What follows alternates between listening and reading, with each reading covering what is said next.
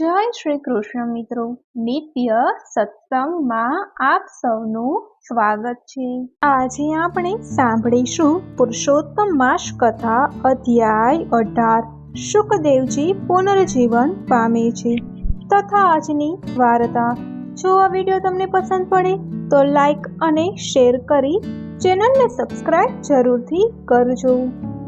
આગળના અધ્યાયમાં આપણે સાંભળ્યું કે સુદેવના પુત્ર શુકદેવ કૂવામાં ડૂબી જઈ મૃત્યુ પામે છે। આ જોઈ તેમના માતા પિતા ક્રૂર રુદન કરે છે। તો હવે આપણે સાંભળીએ પુરુષોત્તમ માસ કથા અધ્યાય 18। શુકદેવજી પુનર્જીવન પામે છે। વાલ્મીકી કહે છે, હે દદધનવા, સુદેવ અને ગૌતમી કારમું કલ્પાંત કરતા ગયા। ઘણા દિવસો વીત્યા। ચોમાસું ન હોવા છતાં અચાનક એકવાર ઘણો વરસાદ પડ્યો। ચારેય કોર અંધકાર છવાયો, વીજળી ત્રાટકી। મુશળધાર વરસાદમાં પણ બંને જણા ખાધા પીધા વિના બેસી રહ્યા। પુત્ર શોકમાં બંને ભાન ભૂલી ગયા હતા। સંજોગો વશાત એ પુરુષોત્તમ માસ હતો।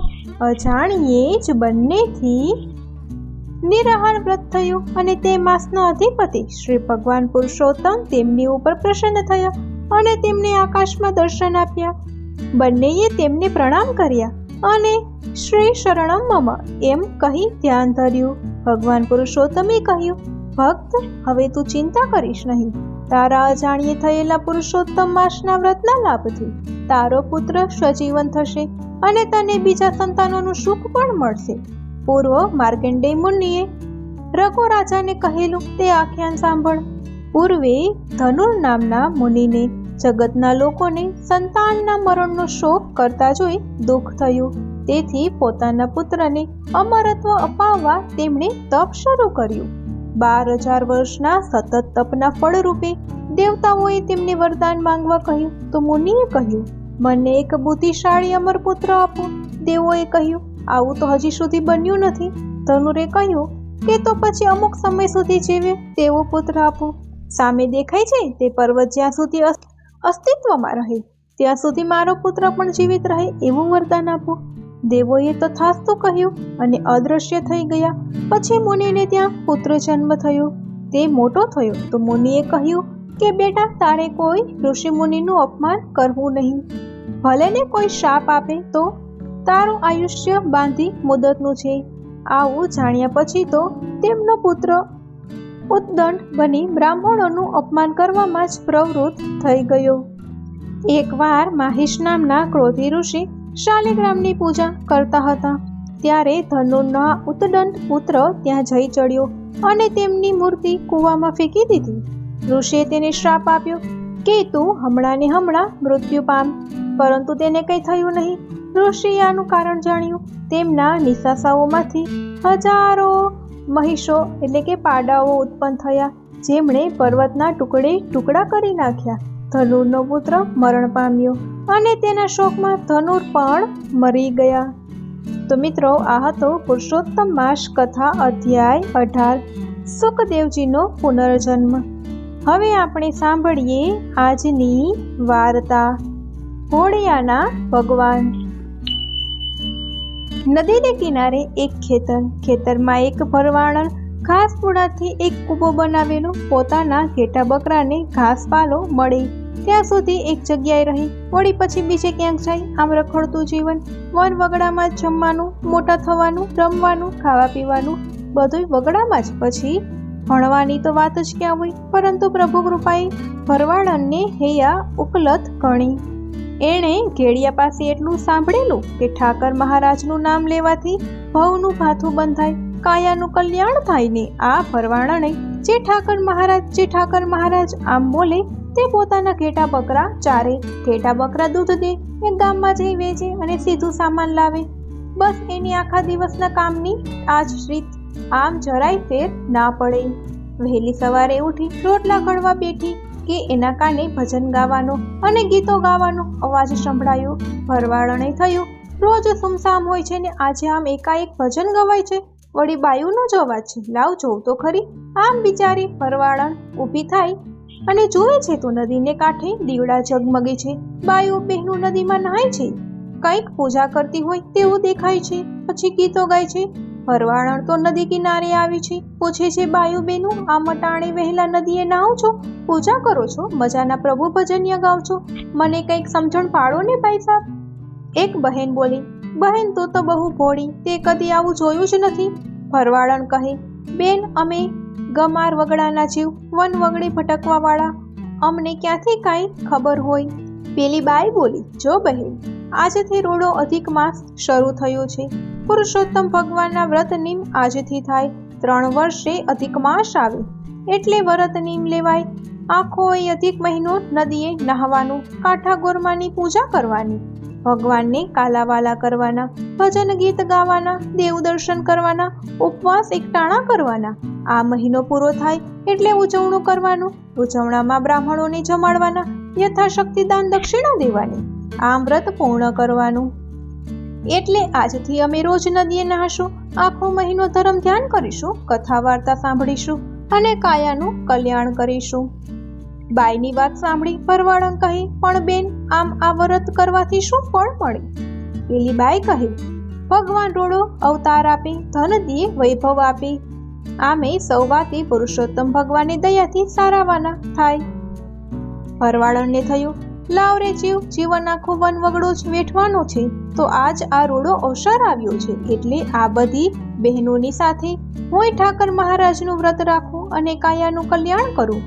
આ મનમાં મનોરથ સેવી ભરવાડણે બધાયની સાથે નદીએ નહાવા લાગી, કાંઠા ગોરમાની પૂજા કરવા લાગી.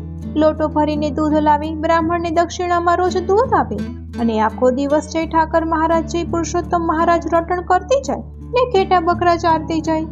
આમ કરતા અધિક માસ પૂરો થયો એટલે ભરવાડણે એક બહેનને પૂછ્યું, બેન હવે શું કરવાનું? પેલી બહેન કહે, હવે વ્રતનું ઉજવણું કરવાનું, બ્રાહ્મણોને જમાડવાના, દાન દક્ષિણા આપવાની. ભરવાડણ વિચારે છે, તો હુંય ઉજવણું કરું, પણ બ્રાહ્મણને જમાડવું શું?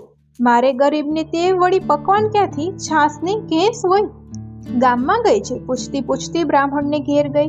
નમ્ર ભાવે હાથ જોડી બોલી, ગોદાદા, પુરુષોત્તમ મહિનો આખોય નહીં છું ને ભગવાનનું વ્રત કર્યું છે, આજે ઉજવણું છે, તમે મારે નદી કાંઠે ખેતરમાં મોટો કુંભો છે, ત્યાં જમવા પધારો. બ્રાહ્મણ કહે, તારી ભાવના છે તો જમવા આવશું, પણ એ તો કહે જમાડીશું. ભરવાડણ કહે, ગોરદાદા, હું તો સાવે ગરીબ છું, 2-5 ઘેટા બકરા ચારી ખાઉં છું, અમારે તો છાસ ને ઘેસના જમણ હોય, હવે લાડવાની જગ્યાએ ઘેસ જમવાની. બ્રાહ્મણ મોઢું બગાડી કહે, ના રે બાઈ, સારા સારા ઘરના લાડુ જમણ છોડી કોઈ તારી ખાટી ઘેસ ખાવા આવે? આમ આખા ગામમાં ભરવાડણ ફરી, પરંતુ કોઈ જમવા માટે આવવા તૈયાર થયું નહીં. ત્યારે ભરવાડણ રડવા જેવી થઈ ગઈ, મારા વાલા ઠાકર મહારાજ, મુજ ગરીબને કુબે કોઈ જમવા આવતું નથી, તે આટલી બધી ગરીબાઈ કેમ દીધી? વાલા પ્રભુ, કાંઈક તો સામું જોવું તું, કેટલા મનોરથે વ્રત કર્યું, હૈયામાં હરખ સમાતો ન હતો, આવો અમૂલ્ય અવસર જડી ગયો, નહીતર અમે તો જંગલના જીવડા, વ્રત વર્તુલા શું સમજીએ, પણ આજ રોડે અવસરે મારા વ્રતની ઉજવણી કોઈ જમવા આવતું નથી. સંપત હોય તો જમણમાં લાડુ બનાવતા, પણ મારે નસીબે તો ઘેસ જ લખી છે, લાડવા ક્યાંથી લાવું? આમ ભરવાડણ કળકળવા લાગી. ભગવાનને થયું, હોળી ભરવાડણની ભેળે થવું જ પડશે, નહીતર વ્રતનો મહિમા ઘટશે, ભક્તનું હૃદય તૂટશે અને મારો ભક્ત કોચવાય તે કદી મારાથી સહેવાય નહીં. ભગવાન તો નાનકડા બટુકજીનું રૂપ લઈ ભરવાડણ પાસે આવ્યા ને બોલ્યા, બહેન, બ્રાહ્મણ છો, ભૂખ્યો છો, કંઈક ખવડાવશો? નાનકડા બટુકજીની વાત સાંભળતા જ ભરવાડણના મુખની ક્રાંતિ બદલાઈ ગઈ, આનંદ વિભોર થઈ ગઈ. 2 હાથે દુખણા લઈ બોલી, ખમ્મા મારા નાનકડા ગોરદાદા, હાલો બાપા, લાડવા તો નથી, પકવાને નથી, પણ ગરીબના કુબે ઘેસ છે, ભાવે તો હાલો બાપા, જમો એટલે મારા વ્રતનું ઉજવણું પૂરું થાય. ભરવાડણ તો બટુકજીને પોતાને કુબે લઈ ગઈ છે, આસન આપી બેસાડ્યા છે, પછી છાલીઓ ભરીને છાશ આપી છે, થાળી આપી, ઘેસ ભરી આપી, બોલી, લ્યો બાપા જમો કહી બટુકજીને પંખો નાખવા લાગી.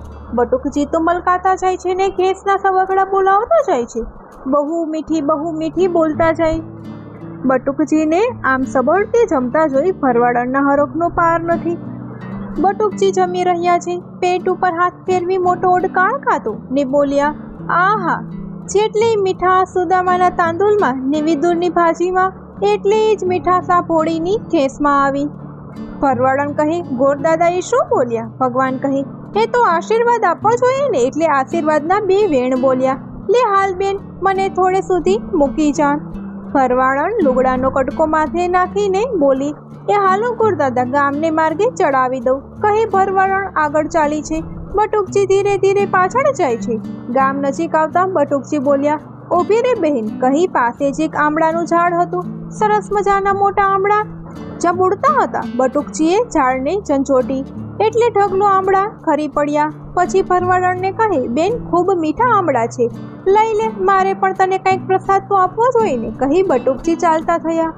ભરવાડણ જે ઠાકર મહારાજ કહી આંબળાની ગાંસડી બાંધી પોતાને કૂબે આવી છે. ગાંસડી ખોળામાં મૂકી કેસની હાંડલી લઈ અધિક માસના પારણા કરવા બેઠી. હાંડલી ખોલી જ્યાં કેસ કાઢવા જાય છે તો હાથમાં લાડવો આવ્યો.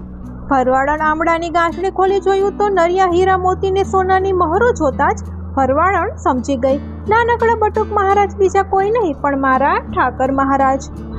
મારી લાજ રાખવા જ રૂપ બદલી મારી કુબે પધાર્યા. પણ મોય હું છેતરાઈ ગઈ અને ઠાકર મહારાજના અસલ સ્વરૂપના દર્શન ના થયા. પણ હવે તો દર્શન કરીએ જ છૂટકો કરું. આમ વિચારી ભરવાડણ જમ્યા વગર ઊભી થઈ ગઈ છે.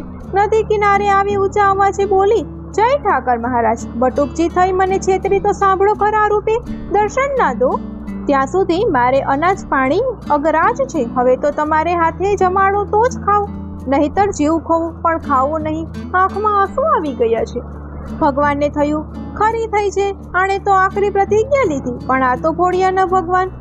ભગત કોચવાય એ એમનાથી સહન થાય નહીં. તરત જ ભરવાડણ સામે પ્રગટ થયા છે.